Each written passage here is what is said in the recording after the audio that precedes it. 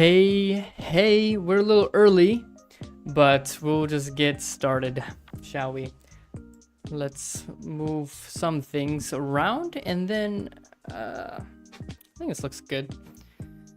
Yeah, hey guys, how are you doing? I hope that you're doing good. It's a Saturday in America. I'm ending my Saturday here in Japan.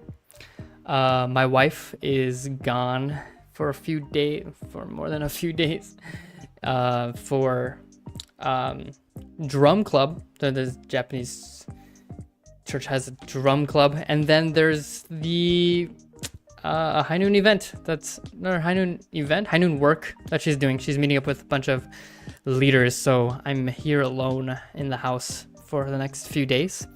But I'm also gonna be traveling to Nagoya, ew, to Nagoya in Aichi, to get some vaccinations that are really hard to get in Japan. So that's, I couldn't go to my local hospital, because we're doing something special. And so that's just, that's what it is. That's what's going on. I hope you're doing good. Let me figure this out. Okay, I just want to ask for people who are watching, is the music loud? Am I slow? Does my voice match the video? I want to ask that real quick. I hope. There's a lot going on my computer right now. And actually, I can actually stop a bunch of the processes happening. So before I started streaming, I was just testing a whole bunch of things, and it seems like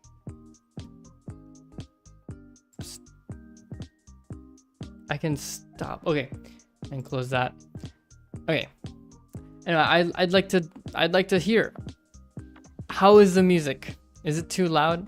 Do I have to check myself because I see no viewers? Come on, everyone. I hope I can make some kind of entertainment.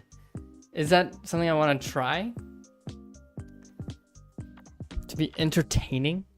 Is that High Noon's vision? To just be an entertaining dude? I don't think so. Maybe I should stop these live streams and work on something more I think this is actually for me and to practice kind of speaking and... Nope, that's it. Just speaking. I just want to practice speaking with power, with integrity, with I don't know, what other traits. It's just, the thing is, like, I want to speak louder. I want to speak more passionately.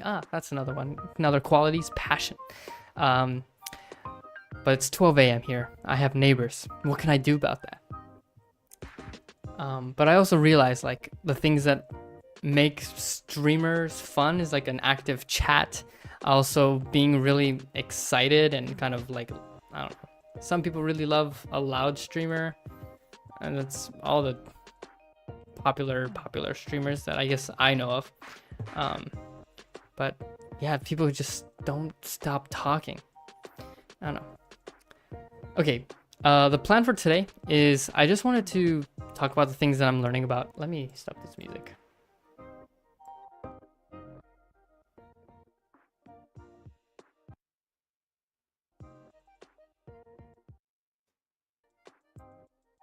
Okay, I really want it to be perfect with volume. Okay, I have to do it via YouTube's sound. So I hope that's okay. I'm gonna check it myself really quickly. Let's see. Here we go.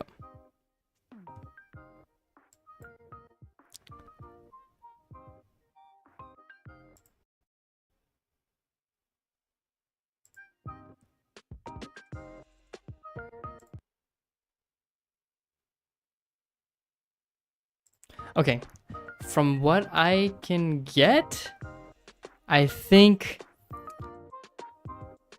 it's okay. All right, so guys, I just wanted to talk about the things that I'm learning. This week was just absolutely bombarded with meetings and just realizing just how little I know.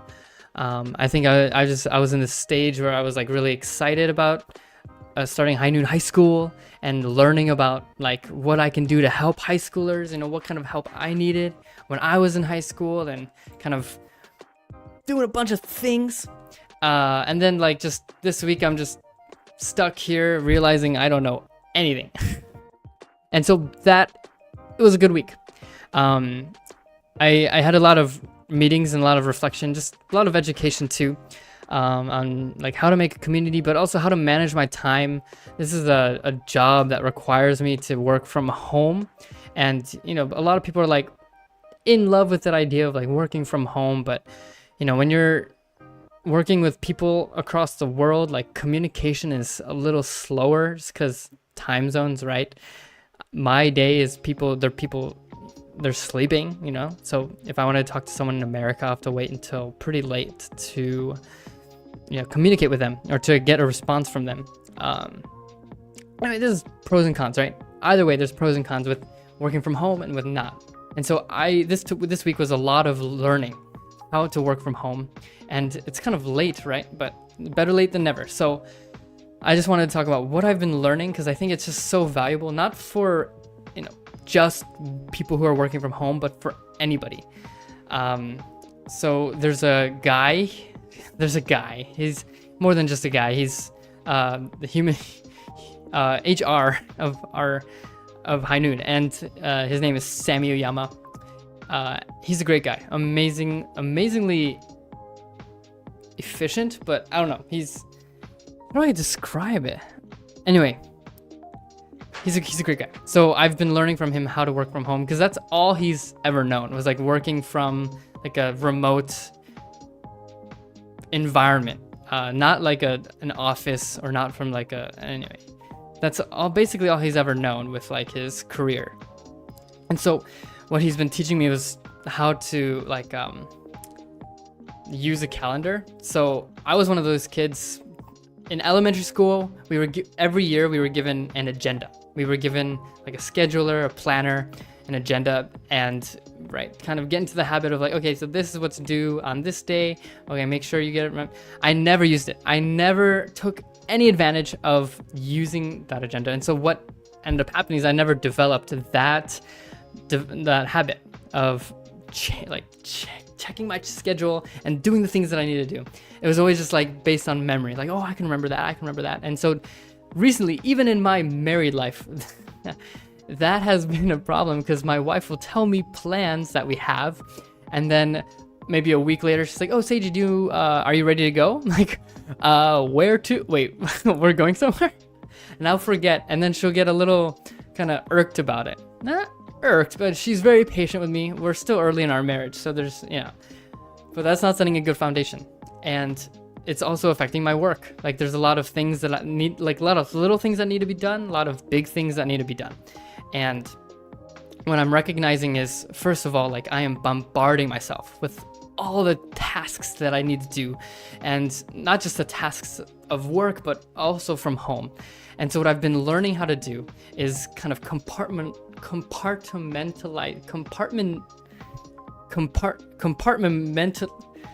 oh my freaking God. Compartmentalizing. That's not right. That's not quite right. But anyway, basically, I get every like ideas or things reminded of things that I need to get done. And what I've been learning is that like I should have kind of one place to just have all my ideas go into, and then take time in my day to sort out like all these things that I need to get done. Like, for example, here, I'm gonna read out. Okay, so we were made for this training. One of our, like the homework that we're doing is making an everything list. And I think this was like something I still need to finish doing. But when I got started with it, it was just a huge benefit. I think everyone should at least take a shot at this, right? Because I just personally found so much value from it, okay?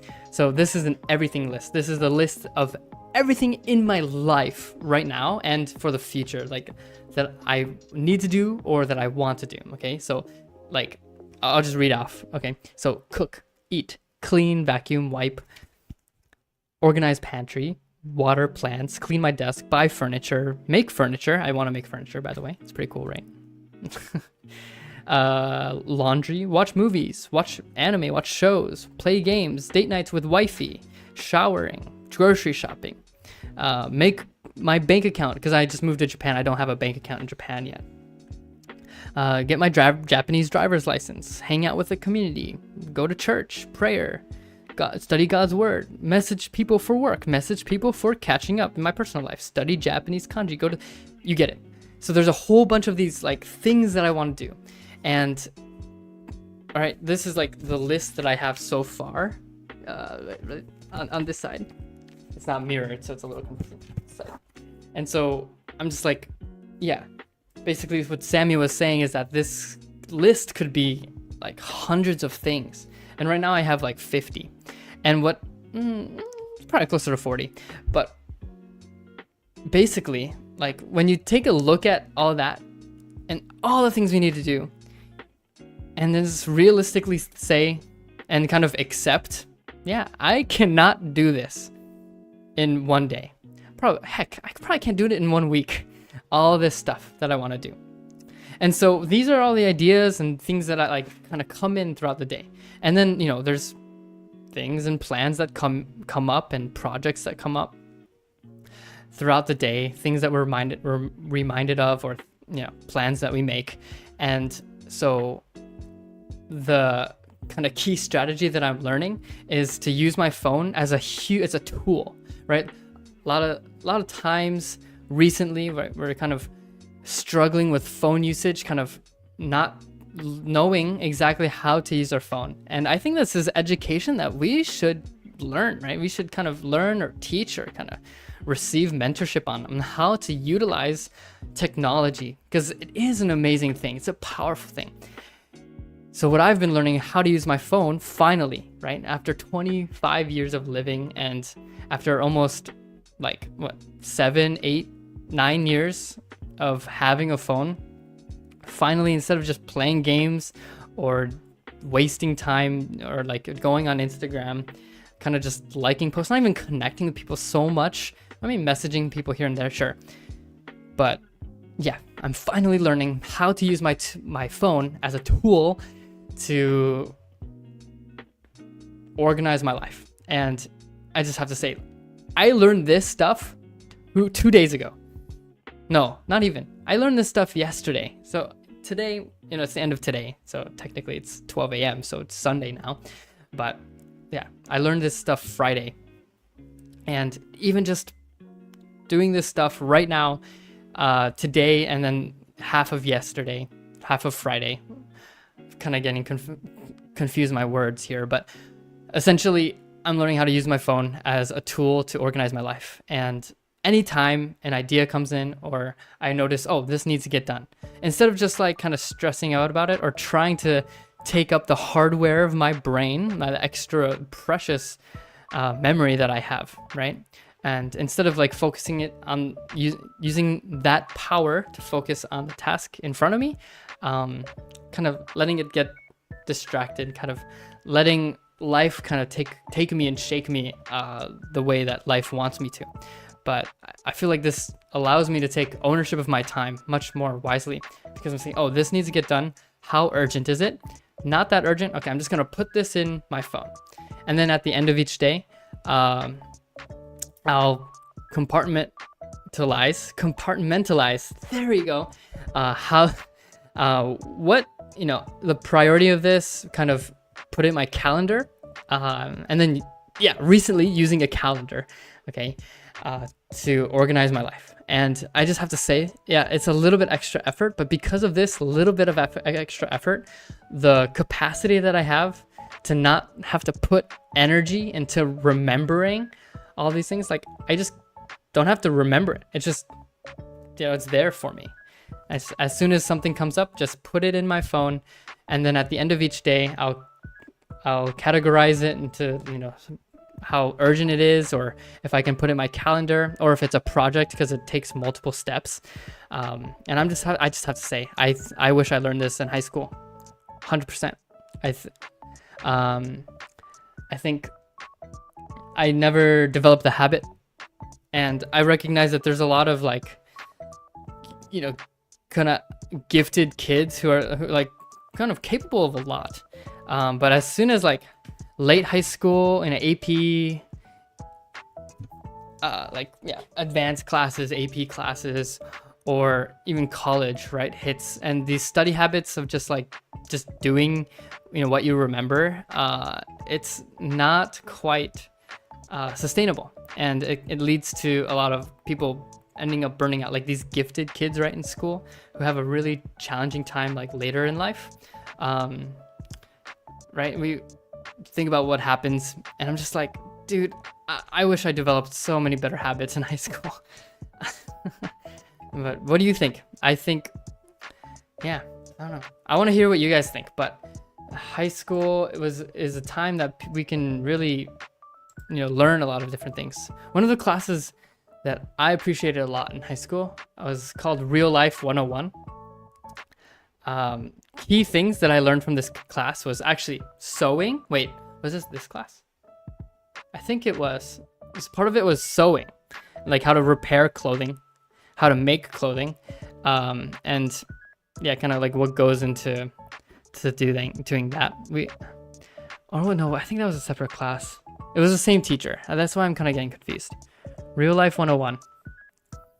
Yeah, that was in high school. I remember, okay, for sure in this class we learned about contraception and sex, and just kind of like, it was like a general health thing, like segment of the class. We learned how to file taxes and write checks. I think that was great. I kind of wish we learned more about like communication and relationships. That would have been cool.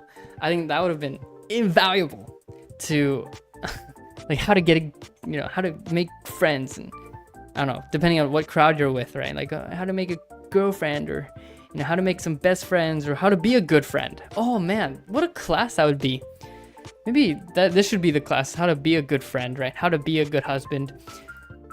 High Noon has all these things about like with Ascend, Radiant, and I can say it definitely helps prepare people and kind of manage, also learn how, like teach how to manage a current relationship. And I was very paranoid in high school, and after years, my GPA, my study abroad, and missionary work, I was pretty paranoid about like being a bad husband, or being a bad brother, or being a bad brother, being a bad husband, being a bad father. Like learning from the mistakes of the people who came before me, like my older brothers, like my dad, like I don't know, just the older brothers and sisters in my community. Yeah, I don't know, I was really paranoid, kind of stuck around like, I want to do all this self-help stuff before any of these problems come up, and then see what happens, and then try to do that. So I got really into, if you know Dr. Gabor Mate. I still really respect everything he says. Most things he says, actually most things, at least in his expertise, I respect and kind of listen to what he has to say. Yeah, he talks a lot about trauma. So the way I was introduced to him was this kind of third-party film called Wisdom of Trauma, and it was really good. It was a lot of insight, and whether or not, like, I think it's a lot of valuable information. So, yeah, let's see, Wisdom of Trauma. Then I was really into,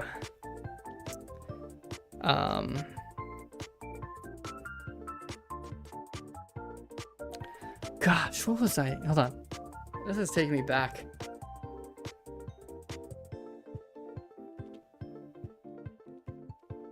So I got involved with High Noon. I was a participant, and then I became a facilitator. And then at the time I was living at the Carp House in Las Vegas. And I think that was a great experience, living with people who have like values that they want to live by and goals that they want to achieve, both with faith, but also with school. So like being in that environment, like anytime there was a conflict was a major step in growth. Because, right, with the values that we held, it was like the obvious route was to handle that conflict in a productive way by communicating with, an older parent or parental figure, or with, of course, eventually, hopefully, with each other. It was a really great experience, and eventually Wisdom of Trauma, I became involved. I don't know, just really interesting. Dr. Gabor Mate's work, and then, I think NoFap was something I was kind of involved with, but I don't know, because I was involved with mainly High Noon. I didn't really like get too involved with that side of the internet. Self-help. It was just kind of around that idea, around that realm. But eventually I found Unwanted by Jay Stringer, and that was a major kind of shift in my understanding of sexual brokenness or the unwanted habits. So basically it's unwanted, like, again, this title serves two sides. So the author is Jay Stringer. He's a Christian, and so this book is rooted in God's love, Christian beliefs, but it's not something that's like kind of pressing or like kind of. Actually, what's really beautiful about this book is it really focuses on God's grace and God's love, God's forgiveness, and God's desire to be with you. And so the title, Unwanted, serves almost two purposes, or it has like duality in its meaning. So the first meaning is unwanted sexual behaviors, like the unwanted habits and the behaviors that we have, like kind of understanding what they mean. And then the other side of unwanted is like, I feel like part of the themes in the book is like a lot of these behaviors are rooted, like the unwanted behaviors that we have are rooted in our heart, like the pain of being unwanted in our life, like almost the trauma of the loneliness that we experience. And so like, wait, I'm cutting myself off. It's a part of the trauma of the loneliness that we experience in early childhood is rooted a lot with the unwanted habits that we have.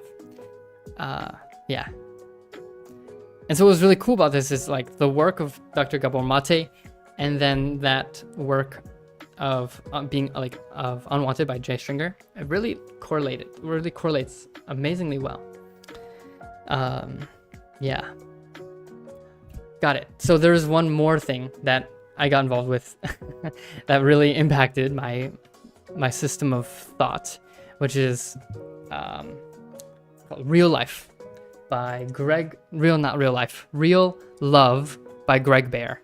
And so this is a series of books, but it's like real love in, just generally real love in parenting, real love in relationships, marriage, real love in, all these kinds of things.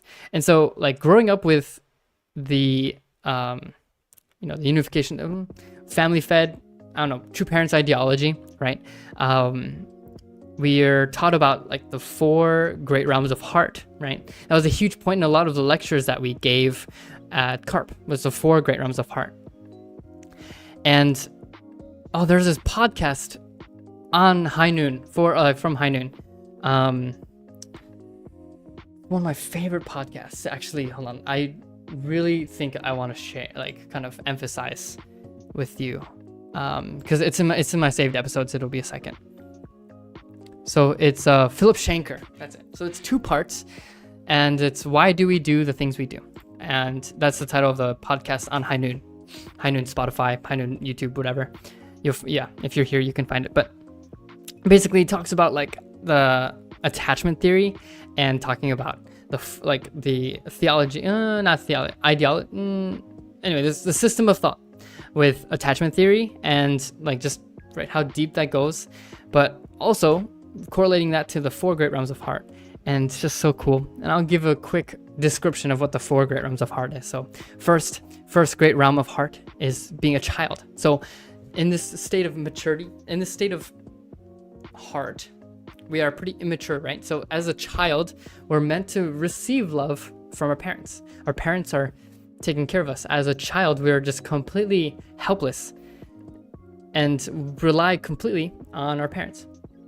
And then that nurtures our heart, right, to grow, and it grows and develops our heart into the second great realm of heart, which is the heart of the siblings realm of heart. So the sibling, right, as a brother, as a sister, we learn to share, learn to give. From the love that we received from our parents, we grow our heart to be able to be willing to share and to work together with our brothers and sisters and with other people to communicate well, kind of thing.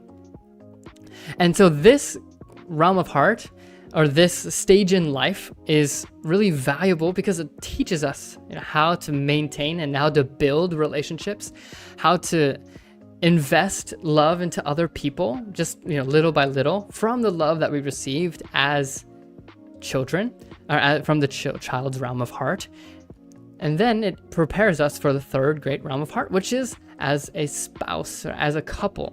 And so when we learn how to share and give, eventually we learn that this love can elevate into a very special, unique, intimate love with somebody. And from this love and learning how to invest into someone special, someone specific, getting to know somebody really well, like primarily, one person, investing and growing your heart for them.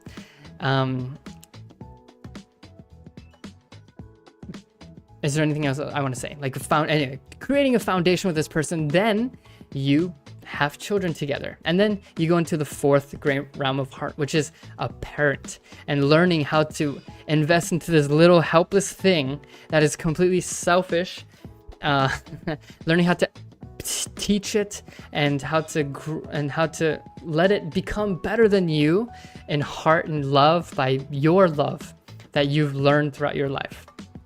Now, this is the ideal. This is the family, right? With a structure where the family is so important and a community is so important. It's a really beautiful topic. And so, a huge part of what I was originally talking about before this tangent was real love. So part of the real love, series is like basically most of humanity is experiencing unreal love or conditional love. And so real love is unconditional love. And so basically it's understanding that the love that we received a lot of times has been so transactional, and that there's a lot of expectations in the effort that we put to love somebody to kind of receive love back from them. And so that's kind of how transactional it is. And basically it's just like it naturally became that way only because like there's something that happened where someone became a little selfish or a little lonely and did something nice for somebody for the sake of receiving love. And then so what ended up happening, or like kind of this thing we can see in our childhood, right? Like our parents kind of like reward us when we do good things. And so naturally that conclusion is like, if we don't do good things, well, like it kind of, naturally kind of the conclusion comes out. I don't think we can be happy. I will be loved if I don't do good things. Like if we're just praised all the time, just for the result of the things that we do. And then like a lot of people struggle with that. Anyway, so Yeah, it's too much to kind of explain in this one live stream, but I just wanted to kind of mention it. Real love was a pretty big shift in my perspective of love.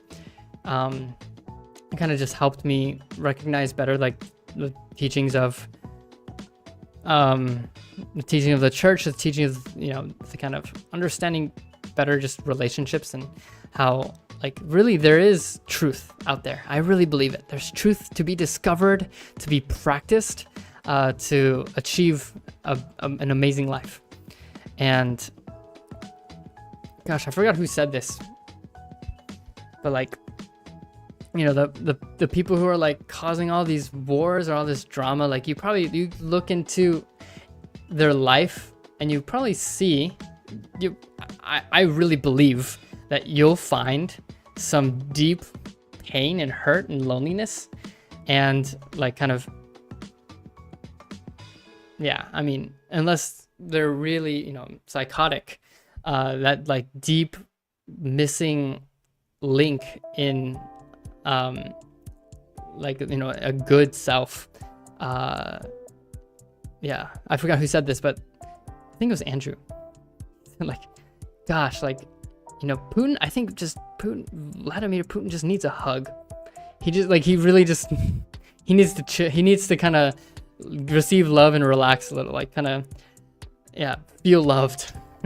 Because he's like he's so paranoid, so angry, and so, I don't know, so many different negative emotions that like he's making decisions that just don't like, and that just happens, that just goes to show like for anybody. So it's not, you know, just not just Vladimir Putin, but really. So I need to clean this lens. Forgive me.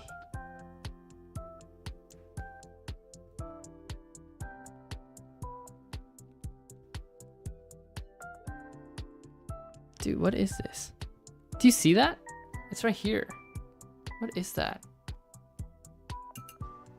I got distracted.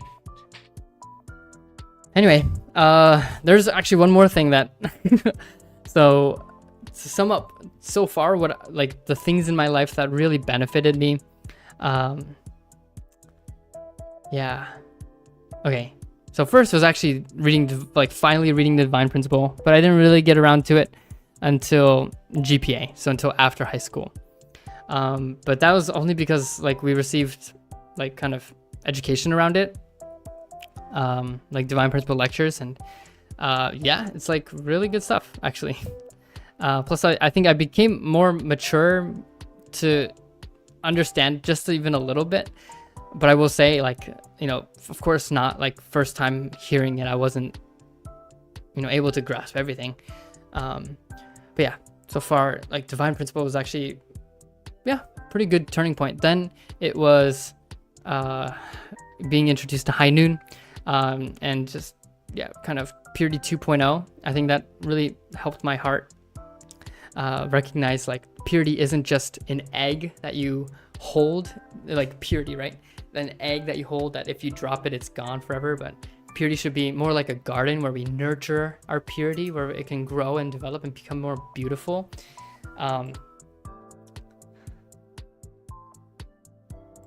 Then we, yeah, let's see. So High Noon. Then it was Wisdom of Trauma. So Wisdom of Trauma was Dr. Gabon Wate and kind of being introduced to his work. Then it was Real Love.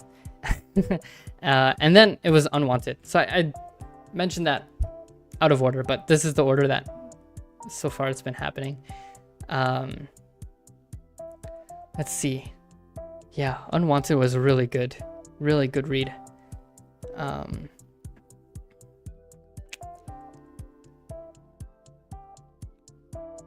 Geez, what? Hold on. I know there's more.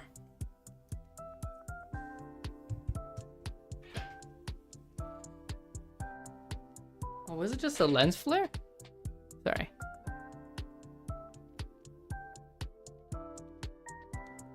I really want good lighting. Okay. Let's see.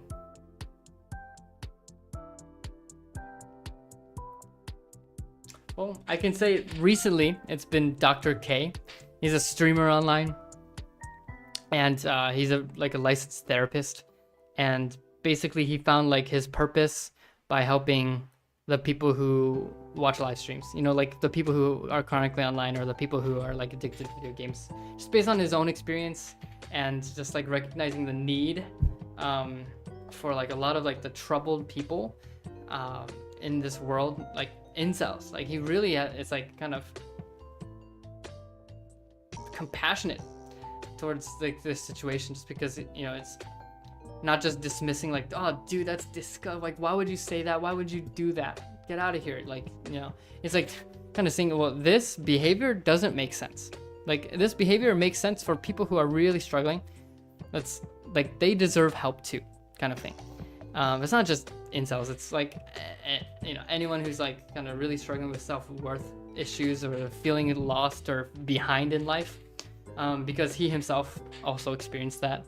He was like, yeah, really struggling in school, dropped out in college, ended up becoming a monk, or training to become a monk, and then basically because he has a funny story how he wanted to be initiated as a monk, and then his teachers were like, in India, and then his teachers were like, no dude, like the purpose of being a monk is giving up your life for this life, for, you know, right, you have to give up something that you're attached to, and you have nothing to, you're not attached to anything, you don't have anything to give up.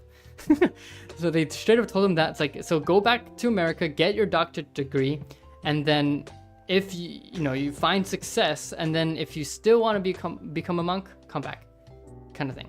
And so what he ended up doing was he got his doctorate degree, and this was at like 32 years old. Yeah, he studied in India for a while, and then he let's see, yeah, got his doctorates, found a woman he loves, married her, and then decided, yeah, I don't think I'm gonna be a monk. But he found a great purpose with through his practice, he kind of recognized a lot of patterns and started streaming, and kind of sharing his expertise.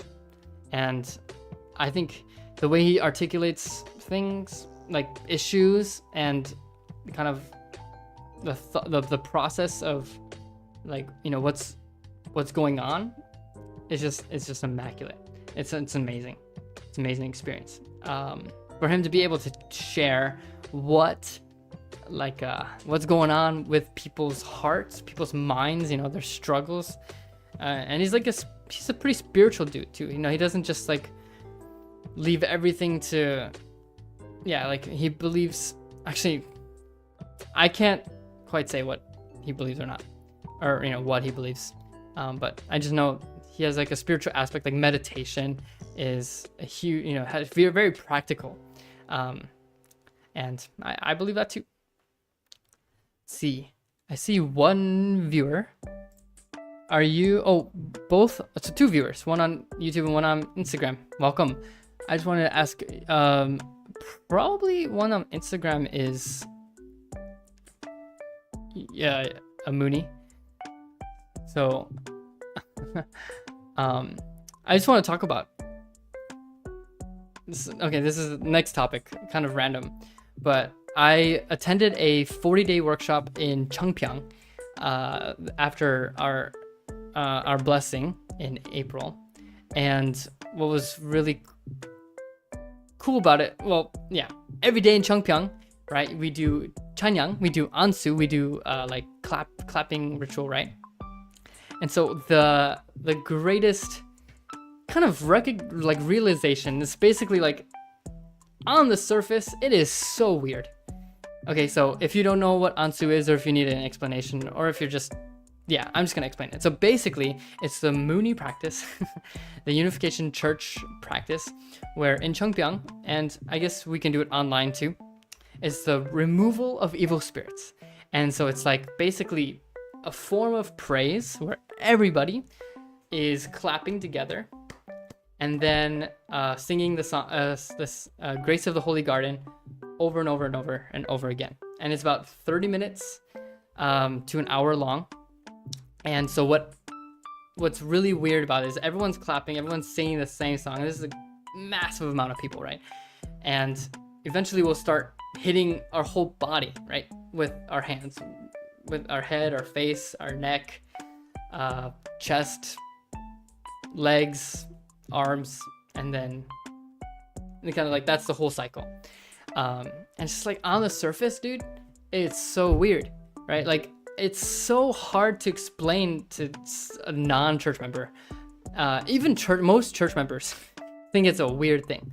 And so like a lot of Chongpyeong lectures are dedicated to kind of trying to explain what the benefits of Chanyang are. And they claim that there's a lot of benefits, okay? And it's amazing to see some of the experiences that people have, whether if it's real or not, like it's happened. Because like, and they say it's a result of Chanyang. So first of all, like, yeah, I think what I wanted to say was that the education that they kind of give in Chongpyeong, in this like training education center, is centered a lot around, right, explaining Ansu. So first of all, the spiritual aspect of Chanyang, okay, this worship praise is spiritual, okay? So basically when we clap and hit ourselves, we're removing evil spirits. That's the baseline explanation. It's gonna be way too much. Isn't way too much to explain more? That's just a surface level explanation. I'm just gonna leave it there. So basically we hit ourselves and like kind of directly correlated with like how intentional we are, and like yeah, it's like we can remove more evil spirits. And there's a lot of evil spirits that kind of come into our body. And that's a core principle that's part of like kind of our theology, is like spirit world exists, and you know, when people pass away, especially, you know, they pass away with a lot of, usually, right, most likely a lot of like resentment or some sort of pain or regret.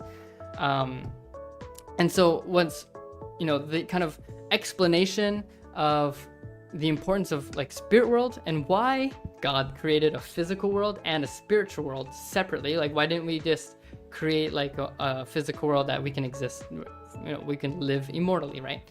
Why is there a spirit world? And I don't think this necessarily explains why. I'm gonna have to understand it maybe better, but right, part of the purpose of being like in physical life is the opportunity for growth. And so being in a physical plane, we can experience growth. And then spiritually, because things are spiritual and things are more like kind of spiritual, it's hard to explain, but anyway, basically in spiritual world, like that's like the final stage of our real, like our life, and like we're kind of like the growth that we experience in the physical world is kind of substantiated and finalized in spiritual world. And so the only way we can experience growth of our hearts and merit is during this physical life. So like, you know, that's where a lot of the basis of like, you know, how we live our life on earth determines where we go, like heaven or hell, kind of thing. So anyway, yeah, dude, I'm talking about Chanyang and I'm talking about spiritual world. Okay, so basically reality of spiritual world is that people have like, you know, people die, they have resentment, they have regrets, you know, and then there's just a lot of like history, right? You don't know what your ancestors did to another family line, right, that existed. And so like that, even that type of resentment exists, and it's like passed down generation, because like, you know, there's resentment, like you're just like, this descendant is a descendant of, you know, this ancestor who, you know, did some terrible things to me, right? So it's like kind of the aspect, like, you know, a lot of spirits either enter us to experience the merit of our growth, because that's just how it works, but there's also the aspect of like kind of revenge or like resentment kind of thing. And so like the practice of Ansu is to get rid of those spirits, if that makes sense, and to help liberate them. So that's like a huge part of it, is liberation of evil spirits.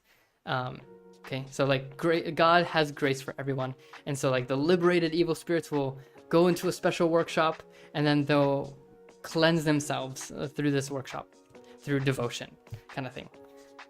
Okay, so that's the first part, is removal of these evil spirits.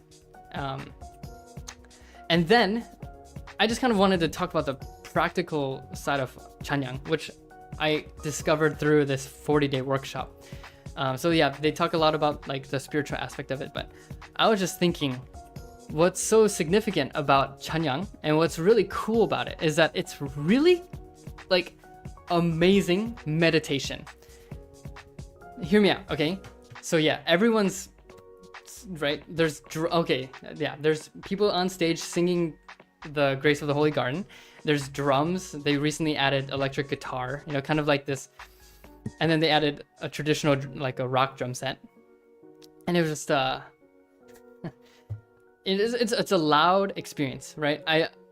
When I was leading in Changpyeong, I was like a workshop leader, and so I had to play a recording of the Chanyang sessions, and then just so many people would complain to me about how loud the music was, or how. Okay, but listen, when you think about it, everyone's clapping, everyone's singing the same song, and it's the same song over and over and over again. The people who are guiding the song, right? They're singing, they're calling out the lyrics. They kind of, we can leave it up to them to know what, the next verse of the song is, even though we're singing over and over and over again. And then like where to hit our body. So everyone's like hitting this spots that are designated at the same time. Wherever they want on their head, but it's time for the head. Wherever they want on the face, but it's time for the face, kind of thing. But what's really cool, and what I recognize is that a key part of Chanyang is mentality, absolute positivity, like to relate with positive and like good spirit world, because like the thoughts that we have attract a certain kind of spirit world. Like have absolute positivity to remove the evil spirits inside of us, but also like, it is good to experience positivity, but there's another thing, is that singing like out loud, right? You can't necessarily think about so much while you're singing and when you're clapping and hitting and trying to follow along, okay? So it's like single-mindedly, like we're just, kind of doing a task. Single-mindedly, we're focusing on singing, we're focusing on clapping. And then another key aspect is actually like, if you kind of look this up, but like kind of hitting your extremities increases blood flow, like just straight up, like it just increases blood flow. So like even if it's just like a completely non-spiritual thing for you, that's totally fine. But I just think like keeping your mind on one track of thinking, like even practicing it right on a daily basis 2 times a day. That's just how a workshop is in Changpyeong, is we do Chanyang 2 times a day. And then so the practice of meditation, right? Just any meditation. What's really cool about it is, it's not necessarily like Om and just like, or like focusing on the breath, but it's like the practice of maintaining focus on something. And so like key part of meditation is like if you focus on a single point and like any like kind of lingering thoughts come in, you just kind of be like, notice them and then just kind of wait for them to go away, and then focus on that single point. So who said this? I think it was Dr.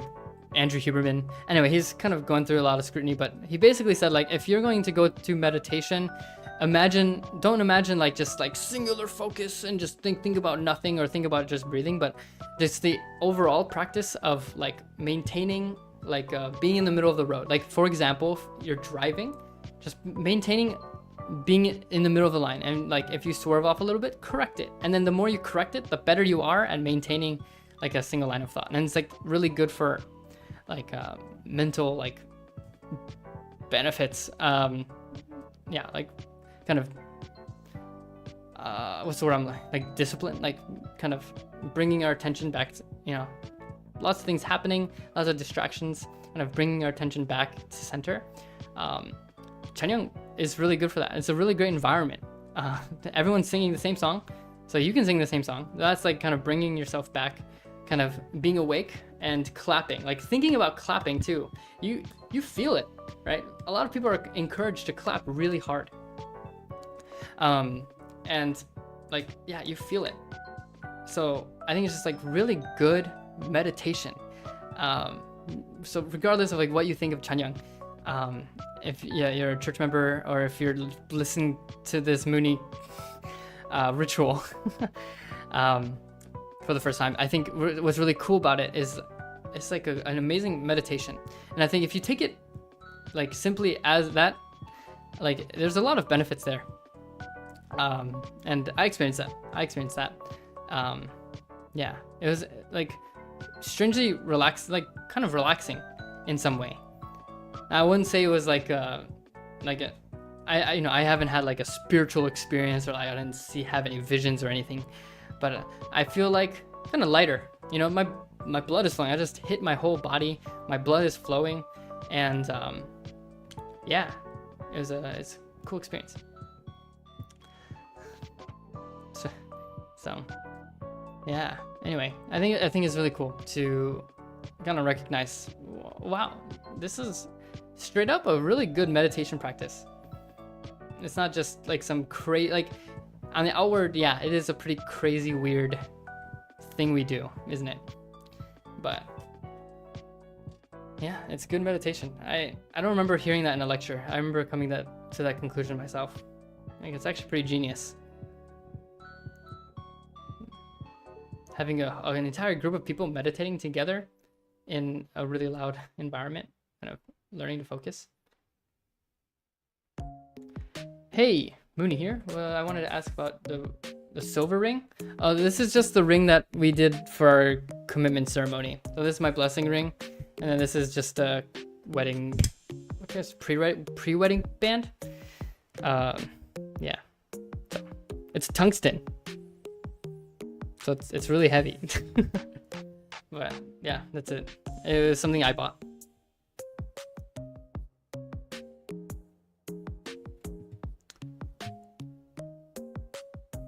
Yeah, thanks for asking. That's just that's it.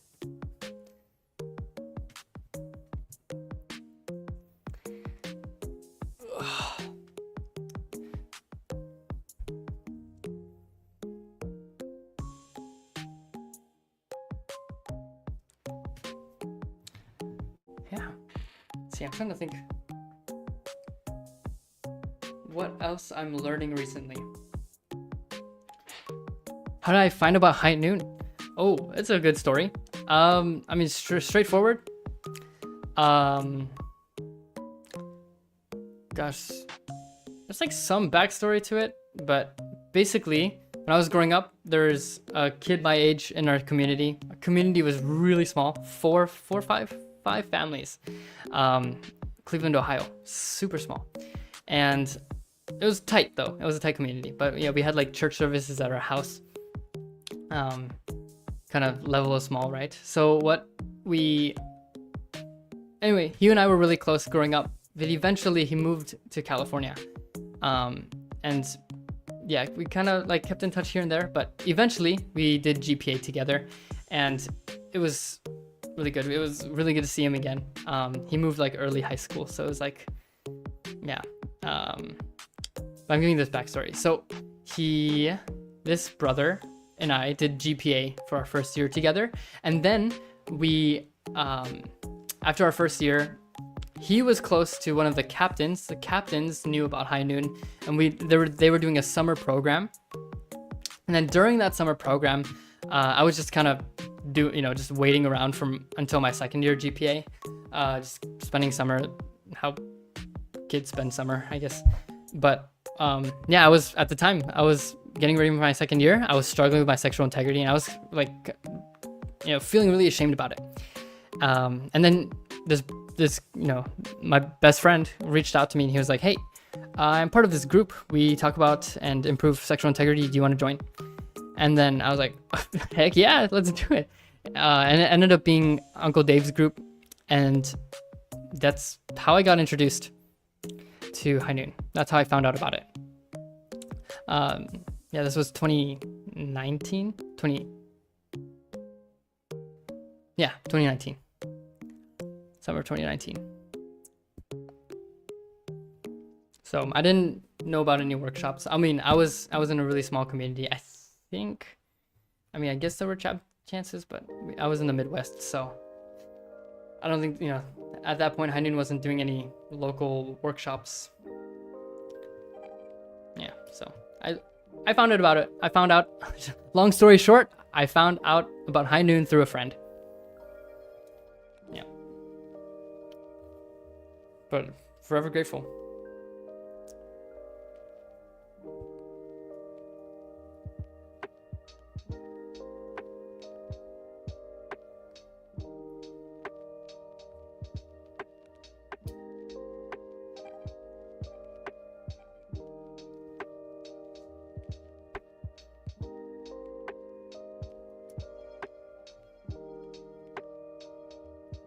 Okay, I'm at a loss of like what to talk about, but let's see. Can you believe it? It's been an hour. I've been yapping this whole time. Nothing to say. I felt like I had nothing to say, but actually, I guess I have a lot to say.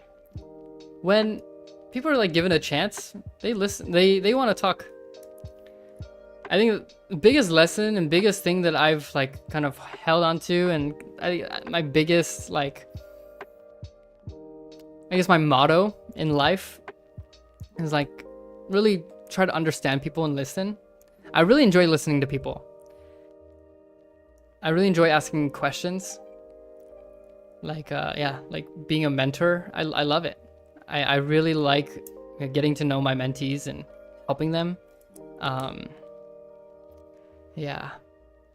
And I don't know, I just like through all the conflicts that I've had in my life, I've just recognized like, dude, there's so much more to the conflict than there seems to be pretty much every time. And like just to understand that kind of leveled up my ability to handle conflict. I used to run away from conflict so easily. That was just like the first thing I did. And I still have that desire. Like my wife and I, we had like some difficult conversations. I wouldn't say they were conflicts. I guess they were. But yeah, we've had some difficult conversations where like I was making a mistake or like she was kind of not acknowledging my emotions or some stuff like that.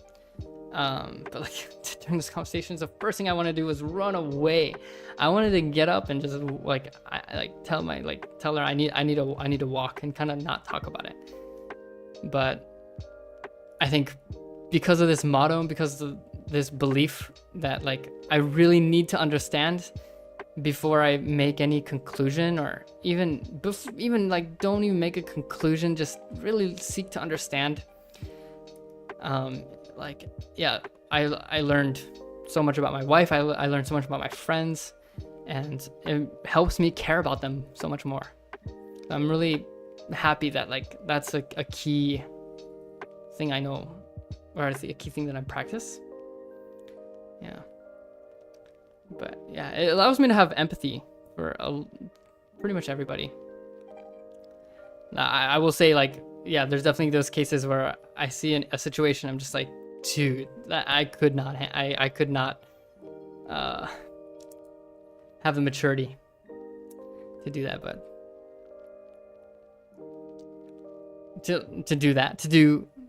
what is it? To understand them maybe in that moment, it takes a lot of effort.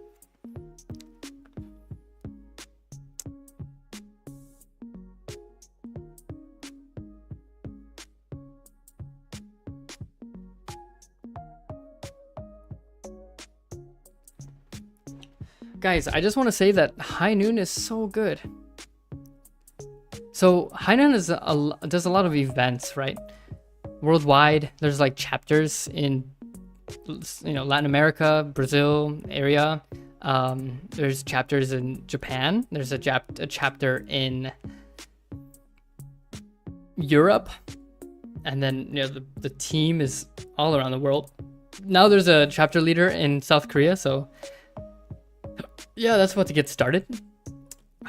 I'm running High Noon High School. kind of like a chapter, but not designated by location, but more by demographic. And I just I don't know. Have you guys like been to a High Noon workshop? I think it's just one of the best. It's just one of the best workshop experiences you have. I've had. I can't speak for you guys, but I can speak for me that like High Noon workshop is typically a great experience. Maybe more as a young adult. I can't say as a high schooler. I've had some amazing experiences at camp, like workshops, you know, growing up with summer camp, winter camp.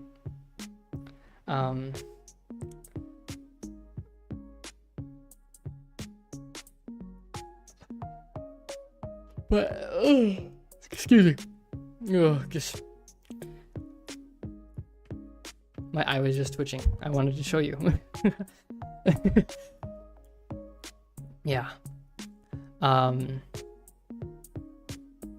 think there's 2 or 3 aspects about High Noon workshops that kind of drive it above the rest. And first of all, it's the discussion time that we have during the lectures. So lectures aren't just straight 1 hour, 2 hour, you know, lecturer or, you know, the speaker talking, but there's like every, you know, more than just sprinkled in, it's pretty frequent. The if there's like after a main point, there'll be a discussion question. And I think it, first of all, helps me digest what was being said during the lecture, but also just kind of recognizing how I'm digesting it, how other people are digesting it, and an opportunity to connect with people, right? As a community, we can connect. And that's the whole point of High Noon. And I think it's so cool. And yeah, like I can't, you know, I wish I can have more discussions with you guys, you know, rather than just me saying my opinion, which is oftentimes pretty incomplete, to be honest. I'm still learning, I'm still growing, so I think there's just so many, yeah, like so much incomplete understanding that I have, but like, yeah, I want to, yeah. The reason I'm stuttering here is because I don't want my life to just stick to understanding. Like, I just want to understand more, you know. I don't think that's bad, but like,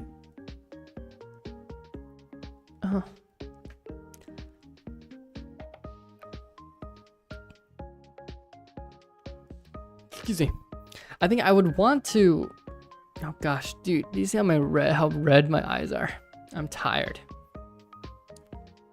Okay. What was I saying? I don't want to keep my entire life just to understand more. And then now I'm thinking, is that true? I don't want that to be the main aspect. Maybe.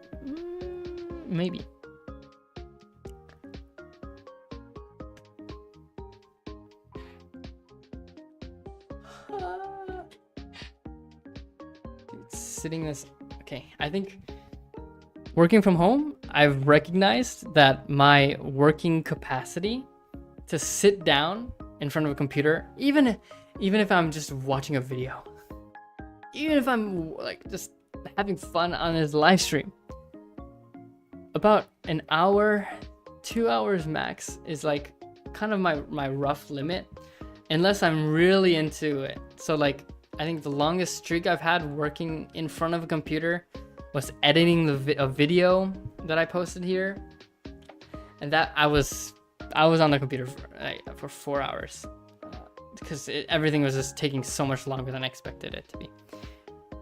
That's another point that we learned. So we recently had a staff kind of education productivity meeting.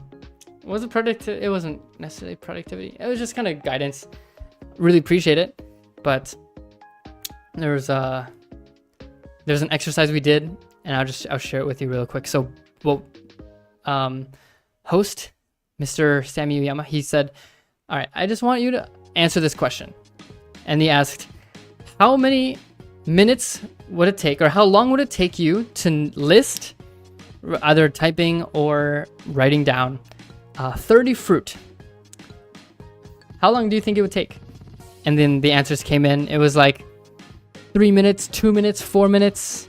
You know, that was a range of how long we would take to list 30 fruits. And it's like, okay, let's do it. And so we did it. And so I took my pen and paper, and I was starting. I was like, boom, boom, boom, boom, boom, boom, boom, boom, boom, boom, boom, boom, and I started dropping off like crazy. I was like, holy crap! I can't think of 30 fruits. I think I got 20, and 20. The time limit that we had ended up being 10 minutes or something, 5 or 10 minutes. And so what the lesson was behind that was that like our expectation, and like kind of our expectation of listing 30 fruits was 3 minutes, and we couldn't even finish it in 10 minutes. And so basically the main point of that was that there's this fallacy that we have in our heads, like was it time limit fallacy?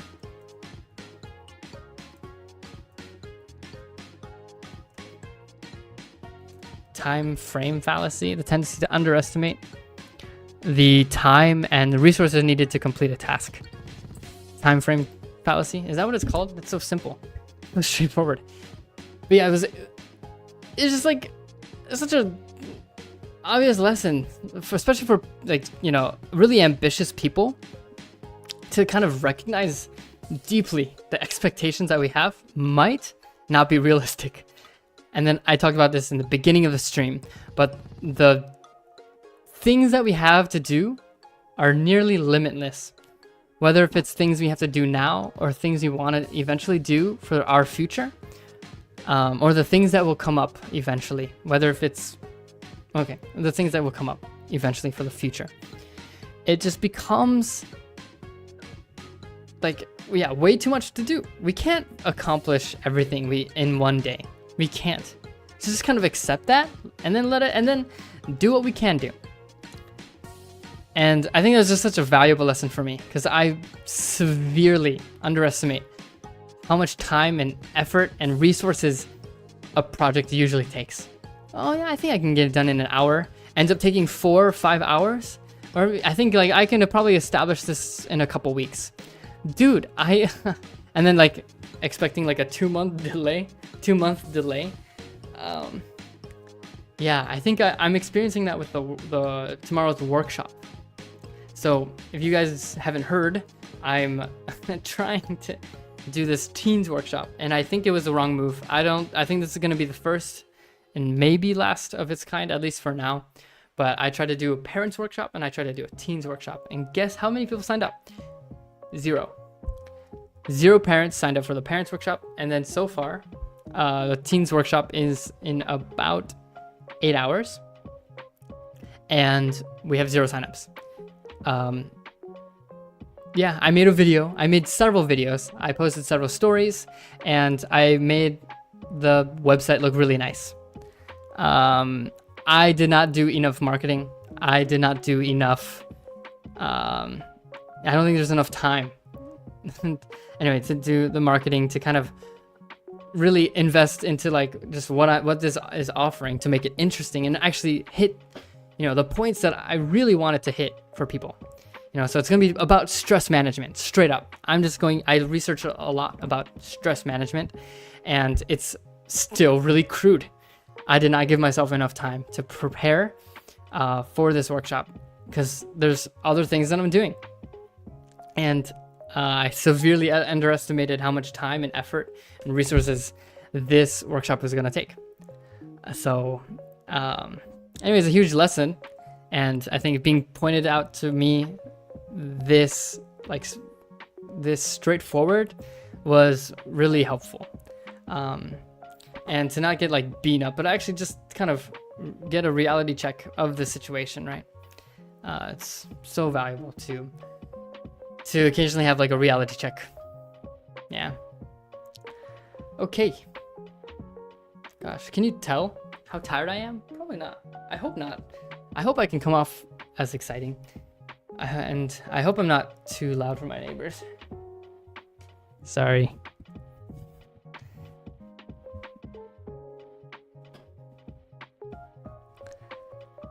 How's the music? Do you like it? Is it cool? Is this cute? It's kind of cute, right? This music's kind of nice. It's pretty low.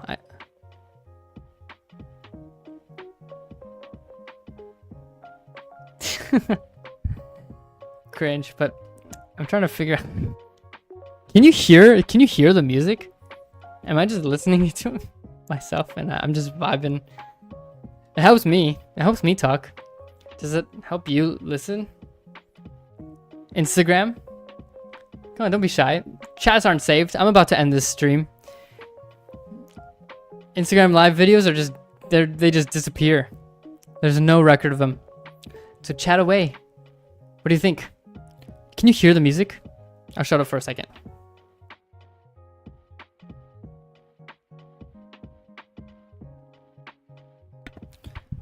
Can you hear the music?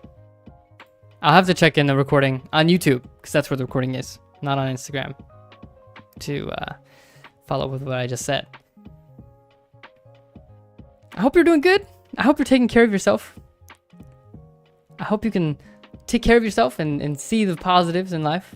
There's a lot going on. There's a lot of challenges going on in the world. I'm recently surrounding myself with not so fortunate news, and I have to admit it's got me a little bit more bleak about life.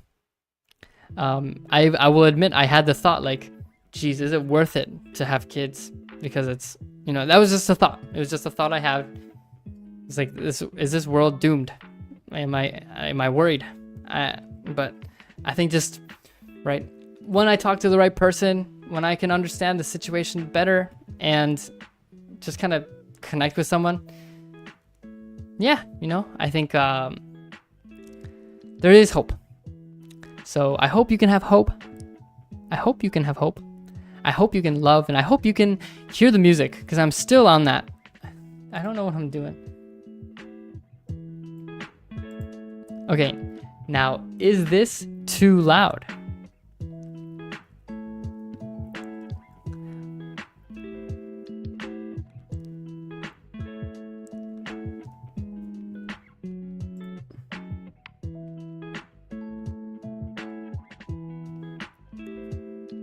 Hello?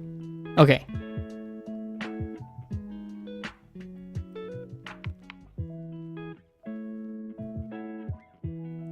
Hey. Sorry, I was just checking if I was muted or not. Oh, High Noon Spanish is in the house.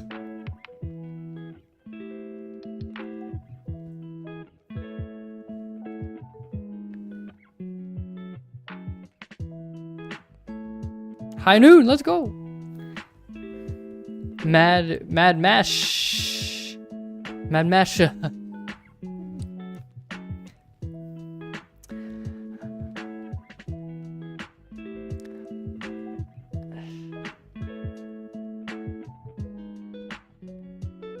I didn't.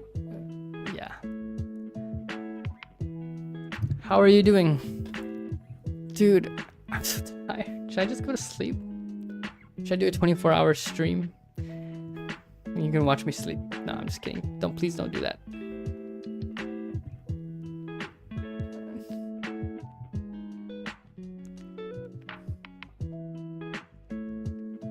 Dude, look at this pimple right in my nose.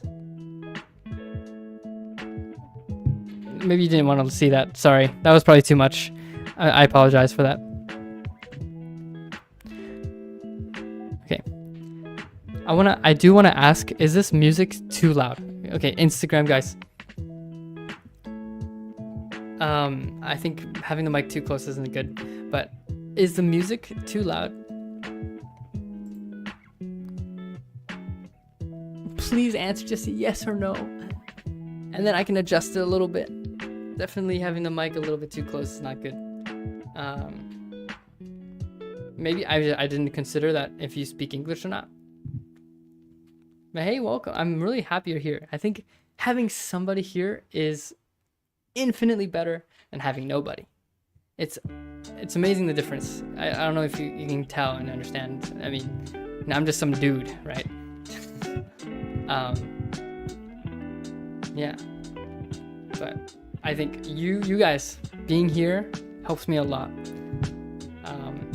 And then if you commented, it would, oh yes, if you commented, like it just kind of gives them a give and take, and you're more than just a number when you comment. So let's go.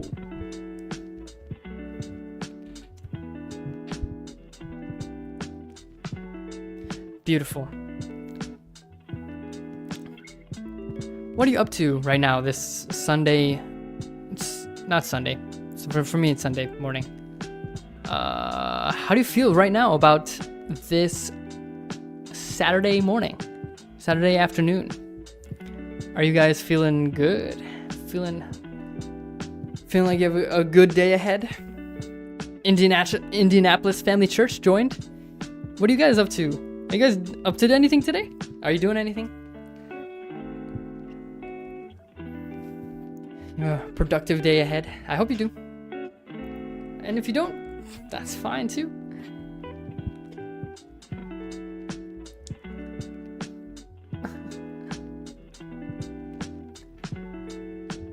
Guys, we're doing it. All right, so this is what I want to say. Actually, I have nothing to say. Feeling blessed. Aju, what's going on? Why are you feeling blessed? I want to know. It's an amazing feeling.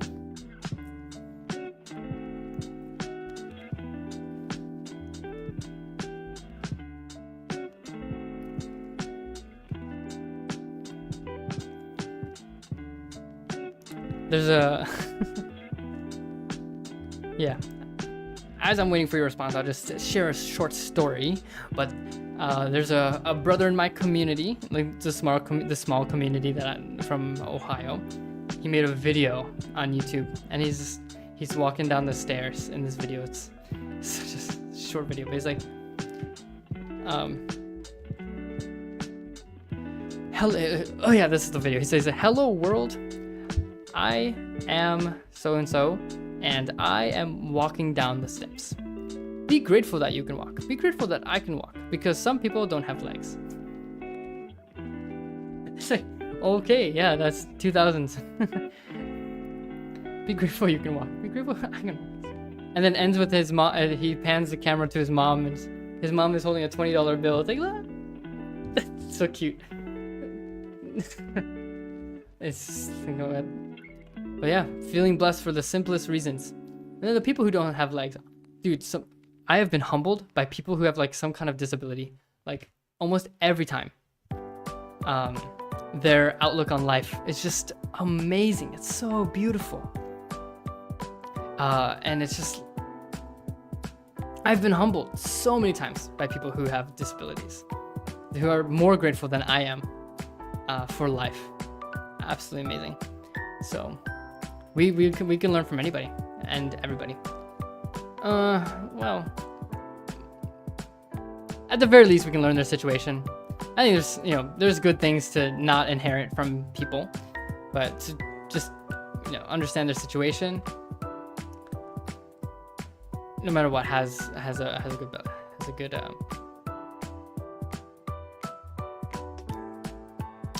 result.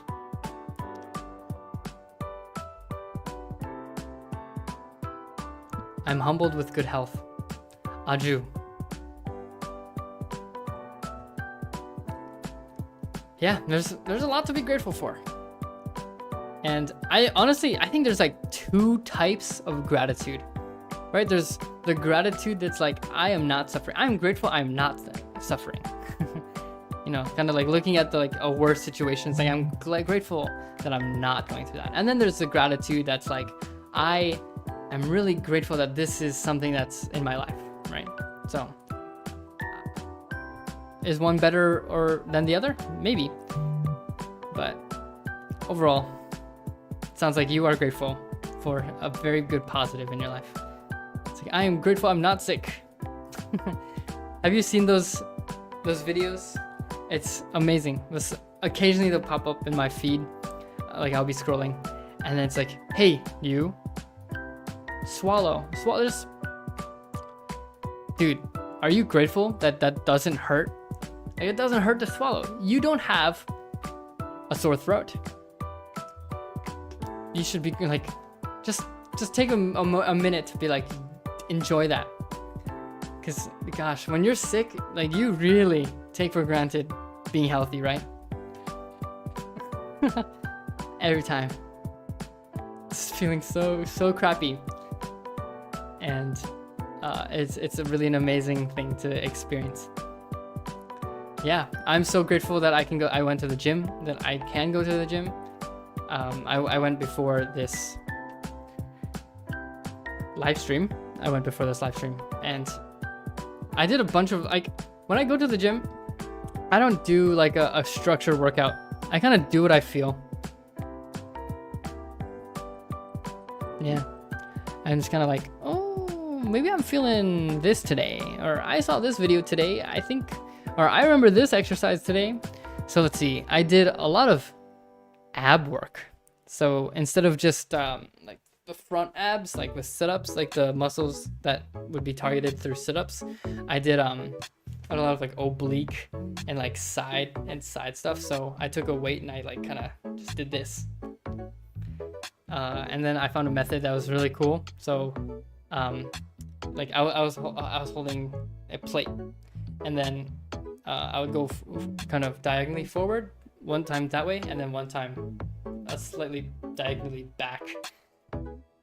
And then so I did one each, and then I did two each. So I'd be like, two forward, two that way, two back.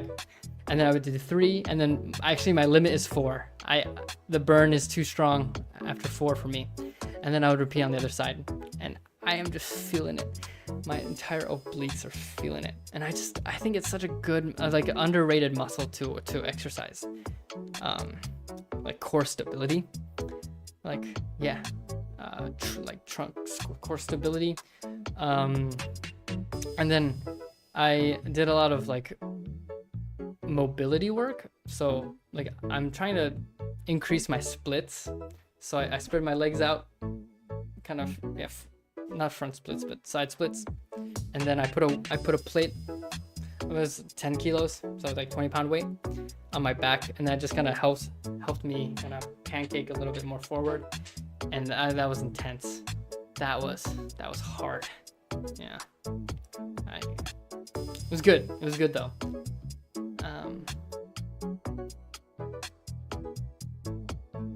Yeah, so I don't know. Technically, I am a personal trainer. I am a certified personal trainer until November or December. Actually, I'm kind of thinking about renewing that. I think it's just good information to know. It's kind of cool to say, hey, I'm a personal trainer. I've very little experience actually training someone. The one person I trained was my friend, and it was really difficult to get him to like stay motivated. Like I was kind of just offering my services to him, and he'd be like, yeah, sure, why not? But like, yeah, exercising is just yeah, I think each personal trainer has the same information, but what's different is their method of accountability, unique method of coaching, and I guess, yeah, like there's so much good information on the internet. Sure, I think all that information is out there, whether if it's good information or not, needs to be filtered out, and that can be done with a personal trainer. Like you can see a bunch of videos, but a lot of people say things that they don't quite know what they're saying. And yeah, what's really important is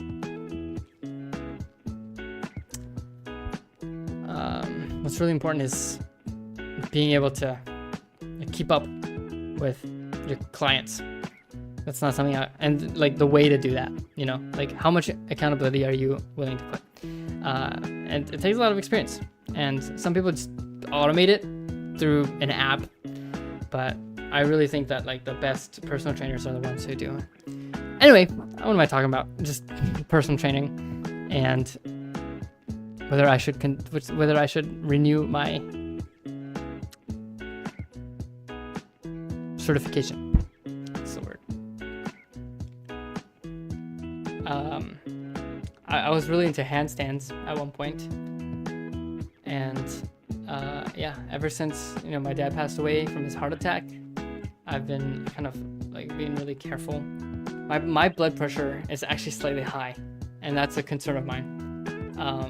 And it's not something that take lightly, especially because it's genetically predisposed, I guess. Disposition? No, that's not right. I mean, basically, since my dad had a really high blood pressure, but we don't know if that's because of his diet, which I'm sure, of his weight, because that also probably played a part of it. Cholesterol, bad cholesterol, the one that blocks arteries kind of thing. I know that's what caused his heart attack. The last one is 100% blocked artery. Yeah. So it was just it's not something to take lightly. And then what's becoming really interesting to me is hormone imbalances. There's a lot of hormone disruptors that are in our daily life, more than we give credit to or more than we understand. But it seems like there's a lot of hormone disruptors. And of course, genetics play a part in that, like how much, what affects you. Epigenetics is a thing, so like things that normally wouldn't be you normally not be sensitive to, but because epigenetics is this whole thing. I'm not gonna get into that, but I like the song. But yeah, I've kind of thyroid function is something that I've been interested in recently, because apparently like testosterone is like, of course, with age it changes, with like stage in life. Women especially go through so much with hormone changes and potential imbalances, especially through the menstrual cycle, through pregnancies, and then potentially multiple pregnancies, or post what's it called when women, like when the childbearing age is over. It's like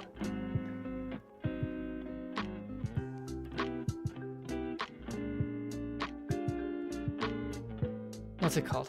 Anyway, no, postpartum is after birth. Oh, even that too. Anyway, the whole point is oh, what's that? WhatsApp number. Okay, cool. I'll contact you on WhatsApp. Oh, I can only. I got you, bro. Thanks for watching.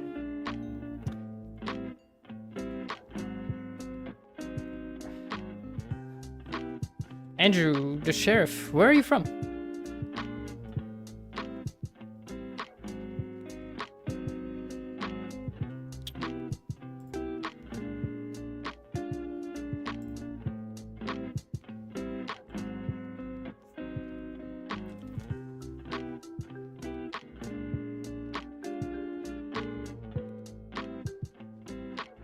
I mean, you don't have to answer that. You can just say you're not comfortable sharing. That's fine.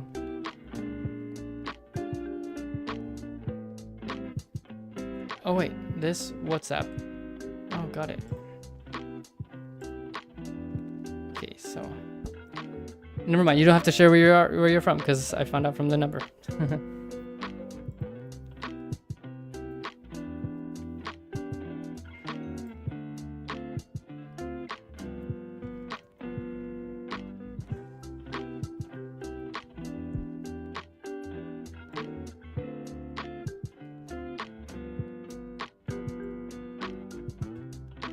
Uganda. Well, thank you for sharing.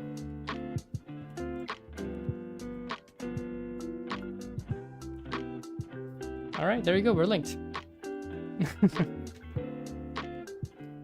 Oh yeah, glad you can join the live stream. I hope you're having a good time.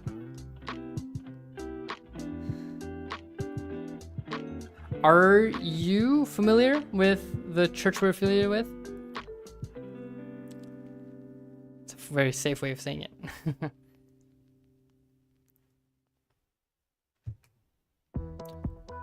Or did you just stumble upon this live stream and like what I'm talking about?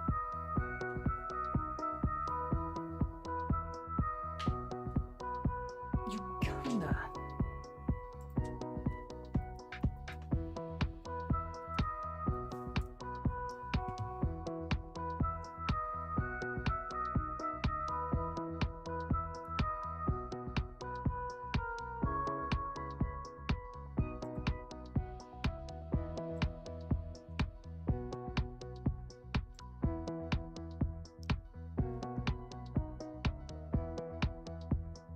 Gosh, dang.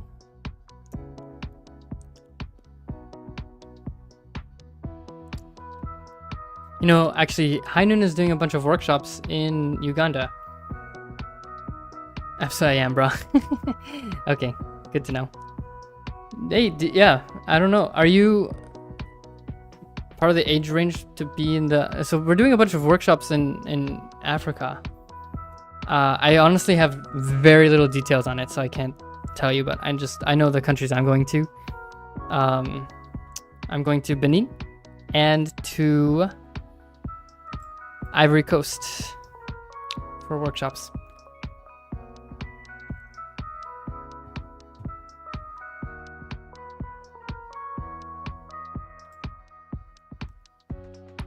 DRC.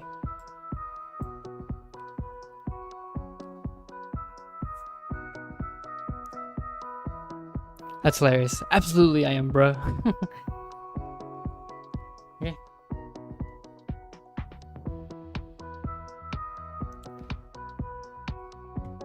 Yeah, I'm pretty excited about those workshops.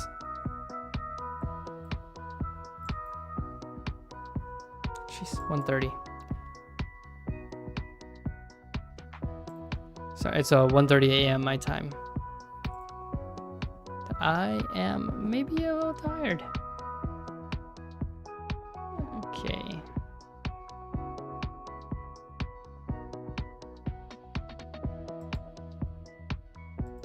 Sorry, just doing some quick planning here. Oh yeah, that's West Africa. Yes, sir. But that's just the countries I'm going to. We're doing 5 different workshops, and I know DRC is one of them.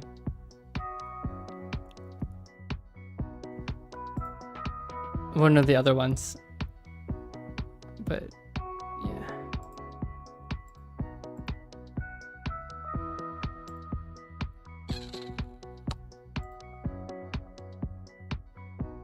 Congo too.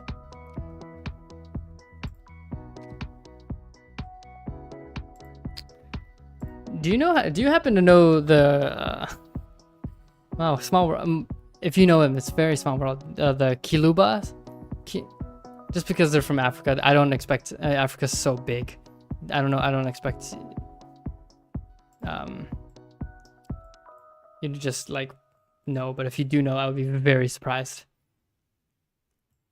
Tim Kiluba, I did carp with him in Las Vegas, so that's how I know Kiluba. But if you know him, that would be absolutely amazing.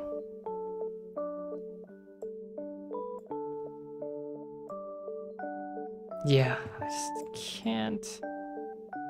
DRC is so big.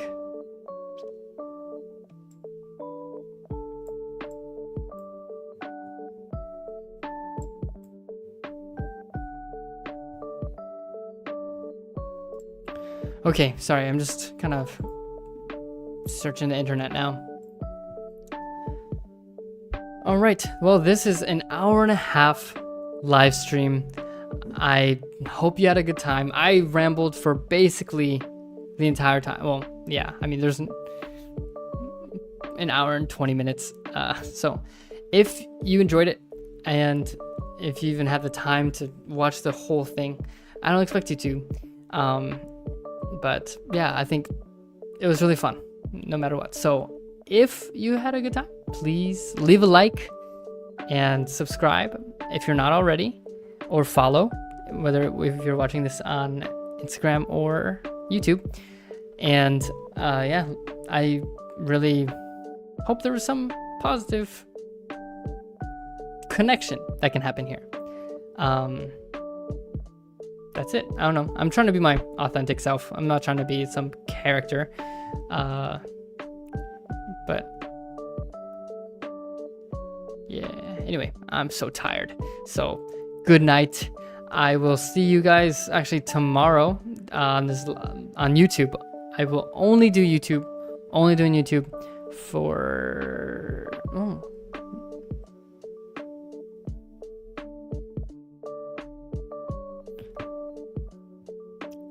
the workshop, and it'll be recorded, but it will be live streamed, so maybe the quality won't be great.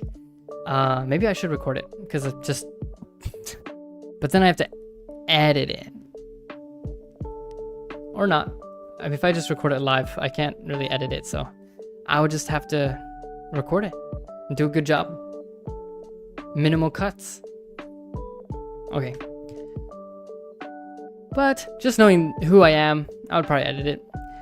Anyway, I am ending this live stream, so thank you for joining this second. I don't know, do you have anything to say? To make me stay for another few minutes? Thank you for joining. If you want good content, you can check out the beginning of this live stream. Okay, I'm saying good content, but that was just when I was the most energetic.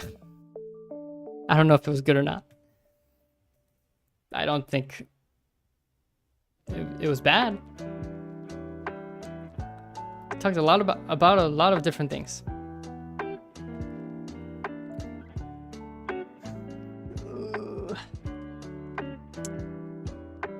Where can we find the Discord? Bro, right here. I'll give it to you right now.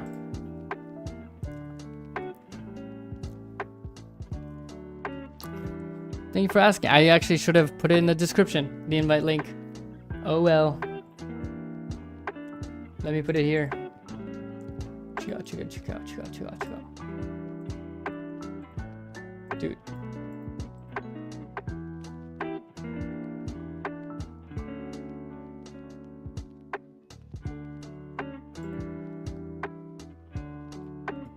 Are you still here? All right, cool. Well, thanks for coming back. All right, that's the Discord. It's really simple. I made it so complicated, and then I try to make it more simple, and it's still a lot, but main thing is questions of the day.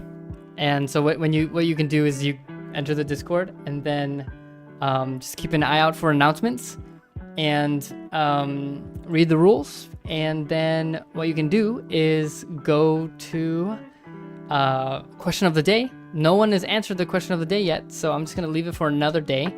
And it's not every day that there's a question of the day. I tried to kind of keep it up like super diligently, but nah, I think leaving it a few days is fine. But yeah, today's question of the day is, how do you handle boredom? Are you happy with the way you handle it? And then hopefully you can talk about why, and then why not, and then not to feel bad. Anyway. Yeah, I'm happy with it, but you know, maybe not. I can go either way. Yeah, I don't know, just opportunities for connection. And then there's Thursdays at 10 p.m. EST. We're doing a call. So right now it's just me and one other guy. If you want to join, that's the two things that are going on, and super simple, straightforward. It's two things that are going on in the Discord. So yeah, I hope it adds a little bit, just a connection, and especially the weekly call. I think that's the time I want to be more valuable. And then there's also opportunities for just personal mentorship, or getting you connected with other High Noon staff. Just another medium. Yeah, you can go to the website or anything.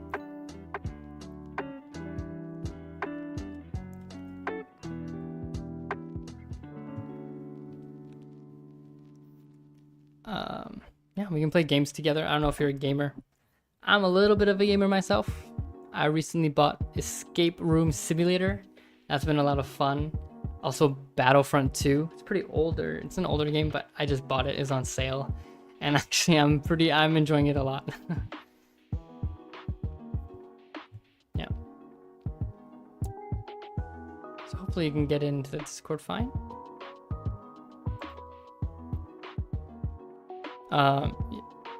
Yeah.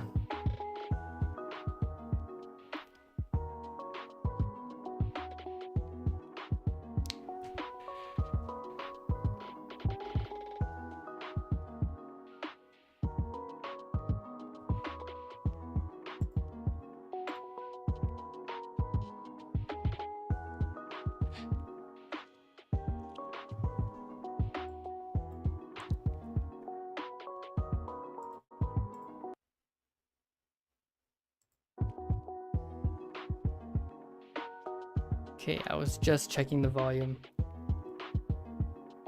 Okay, so that sounds like that's about it. So good night, everybody, and see you next week, but also tomorrow or tonight.